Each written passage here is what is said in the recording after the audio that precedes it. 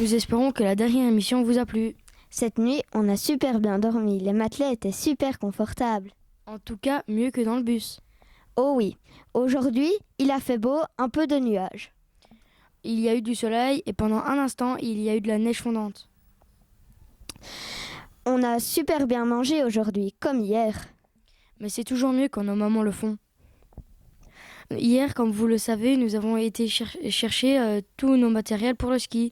Et aujourd'hui, nous l'avons testé sur la neige. Alors, regardez notre première leçon de ski.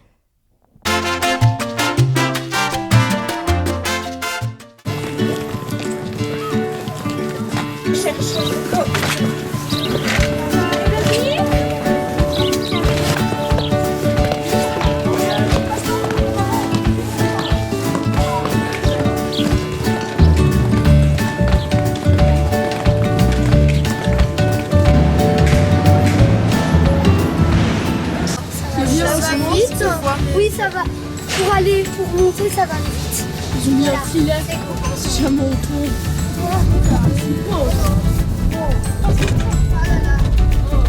Ça va vite. Oh non. Ça va. Non, les gars, c'est trop beau. Et le mec, on se bat, tiens, siège, fais comme moi. C'est trop beau. Les gars, François, il a le vertige. Moi aussi. C'est rien. Moi aussi, j'ai le vertige. Moi aussi, j'ai le vertige.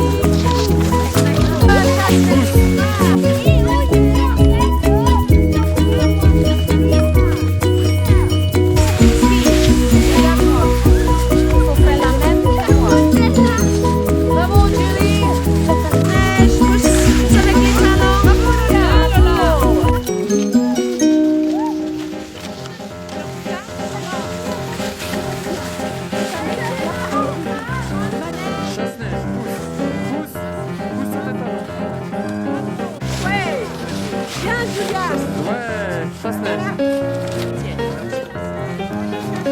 Chasse-neige, pousse sur tes talons. Voilà. Vas-y, talons. Pousse. Ouais, bravo, Gaspard.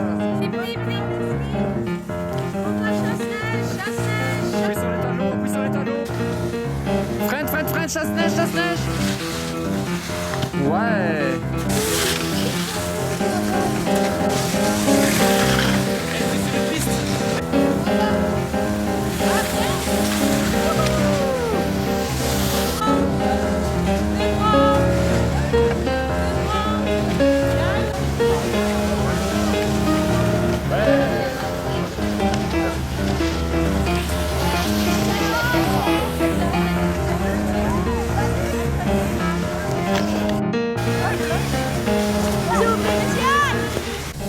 Alors Nathan, qu'est-ce que tu as pensé de ta première journée de ski? C'était bien, mais c'était un peu lent. Un peu lent. Oui, Et toi, Arthur? c'était cool, mais les bottines faisaient un peu mal aux pieds. Et toi, Gaspard? Moi j'ai bien aimé et j'aurais aimé skier sur des pistes.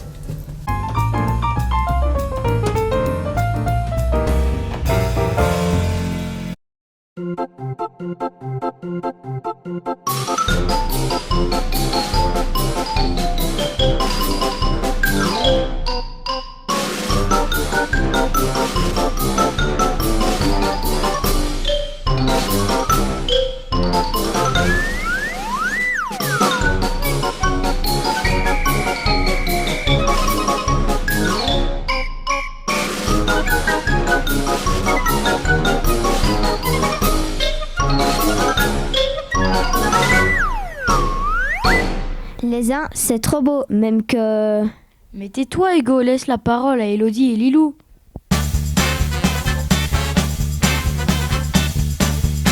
Ici, c'est Elodie et Lilou pour le saviez-vous sur les Uns. Les Uns est un petit village situé en Suisse. Sa superficie est de 18,57 km² et son altitude est de 1260 mètres.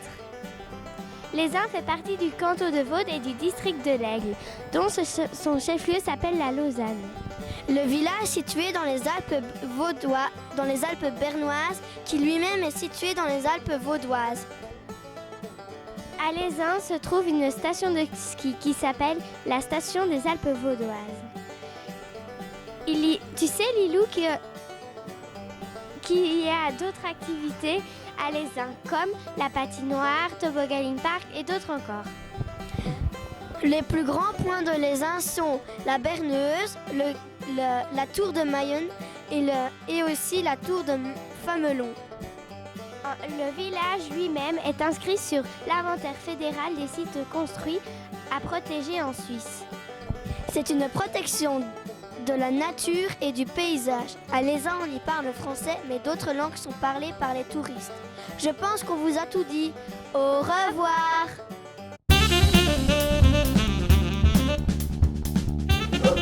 Alors celui-ci, dans les forêts, il n'y a pas que des gros arbres, il y a aussi des gros animaux. Donc moi j'étais parti faire des photos conifères et j'ai croisé les biches. Les biches on les voit de loin parce qu'il n'y a pas de végétation. D'accord? Elles sont à la recherche de nourriture, elles se déplacent, et puis s'il n'y a pas de chasseurs, pas de fusil. Donc ces animaux-là, ils ne sont pas cachés dans le fond de la forêt. Et là on est à l'outil principal de la scierie. Et l'outil principal de la scierie s'appelle la scie à ruban. C'est un gros disque qui entraîne un ruban métallique.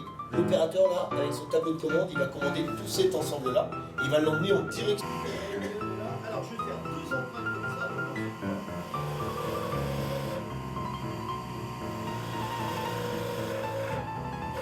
D'accord? L'anneau qui est là, je le monte ici. Alors je change, je prends 6 de là. Celui-ci je le mets comme ça. Et celui-ci comme ça. Donc je vais couper en biais de chaque côté. D'accord?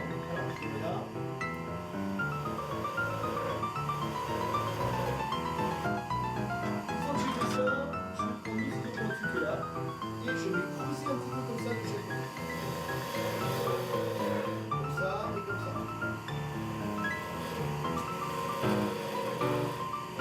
Aujourd'hui, un tourneur sur bois est venu.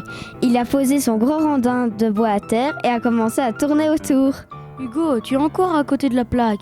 Écoutons l'interview de Clara et Danae.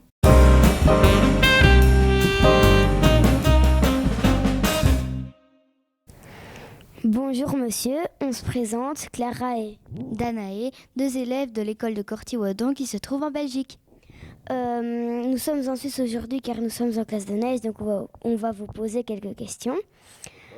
Quel est votre prénom? Jean-Yves, Quel est votre métier? tourneur sur bois. Depuis combien de temps faites-vous ce métier? 25 ans. Pourquoi avez-vous décidé de recevoir des groupes d'élèves sur votre lieu de travail? Eh bien, là, je suis pas tout à fait sur mon lieu de travail. Je fais des animations auprès des élèves pour présenter le travail, parce que c'est plus facile à moi de me déplacer avec un petit tour à bois que les élèves viennent dans mon atelier. Parce que dans l'atelier, il y a beaucoup trop de machines et puis c'est petit et on ne pourrait pas mettre tout le monde dedans. Et du coup, voilà, c'est pour ça. Et puis j'aime bien me déplacer et venir au contact des enfants. Quel est le côté de votre travail que vous préférez? Enfin, quel moment vous préférez quand vous faites votre métier? Eh bien, je préfère le côté de l'animation quand je viens présenter que le fait de faire les objets, parce que c'est répétitif. Comme je fais beaucoup de petits objets, donc du coup c'est très répétitif et il y a une monotonie qui s'installe. Donc c'est plus sympa et plus intéressant de présenter et de faire une animation pour présenter les jeux et faire un jeu aussi en même temps. Vous voyez ? Aimez-vous votre métier? Oui, j'aime bien ce métier-là. Bah, après, y a des avantages et des inconvénients, comme dans tous les travails. Hein ? Il faut trouver un juste milieu, tout simplement. Vous voyez ? Avec quel outil sculptez-vous? Eh bien, je travaille avec des tours à bois. Voilà, principalement.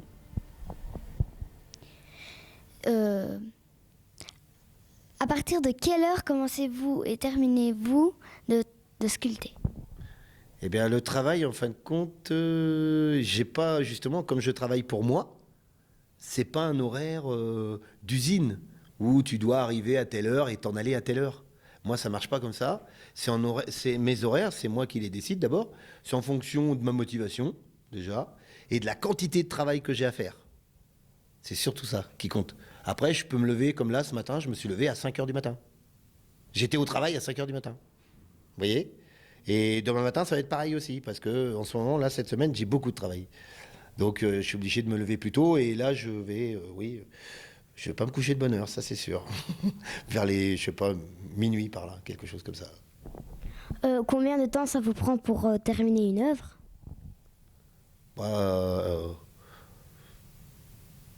Ça dépend de ce que je fais. En fin de compte, moi, je fais des séries d'objets, des quantités. Vous voyez, je fais pas un objet. Je fais, par exemple, 100 toupies. Vous voyez ? Donc, en fin de compte, parce que, comme je vous l'ai dit, c'est répétitif. Hein, et du coup, je fabrique beaucoup d'objets en même temps, quoi. Et toujours les mêmes. Donc, c'est ça, il y a une petite monotonie qui s'installe, mais ça peut prendre plusieurs jours pour fabriquer les mêmes objets. Plusieurs jours. D'accord ? Mais au fait, est-ce un métier ou une passion? Bah, c'est plus une passion qu'un métier. Bon, des fois, un métier peut devenir une passion ou une passion peut devenir un métier, ça dépend. Ça dépend comment on voit le point de vue. Merci beaucoup d'avoir pris du temps pour nous et au revoir. À partir d'aujourd'hui, il y aura une nouvelle rubrique. C'est une petite phrase marrante. C'est un élève qui l'a prononcé. Avant le générique, vous la verrez défiler au milieu de votre écran. Alors, à demain.